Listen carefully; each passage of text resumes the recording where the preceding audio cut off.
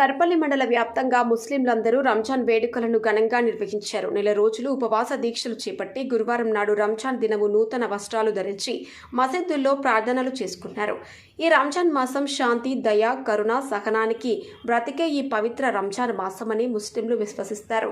సందర్భంగా ఫయాజ్ మాట్లాడుతూ, నెల రోజులు ఉపవాస దీక్షలు చేసి ముస్లింలు చంద్రమాన క్యాలెండర్ను అనుసరించి రంజాన్ పండుగను జరుపుకుంటామని ఆయన అన్నారు. మహమ్మద్ ప్రవక్తల అల్హా ఇలాలా అనే సూత్రం ప్రకారం మానవులను కష్టాల నుంచి కాపాడే ఈ మాసాన్ని సృష్టించినట్లు చరిత్ర చెబుతోందని ఆయన తెలిపారు.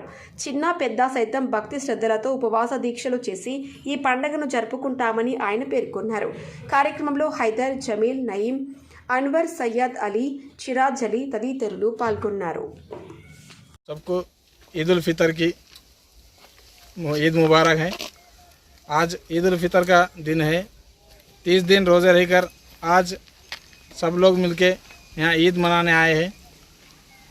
आज बहुत बड़ी ईद का दिन है, इसलिए सब मुसलमान भाइयाँ ईद उल फितर की नमाज़ पढ़ लेके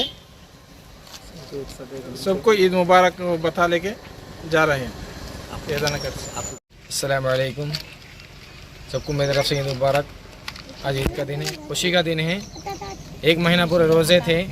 अल्लाह और रसूल के इसके ईमान पे हम लोग रोज़ा थे और उसकी तरफ से सबको ईद मुबारक। हम रोज़ा थे, सब 30 रोज़े थे और मुकम्मल एक महीना के रोज़े।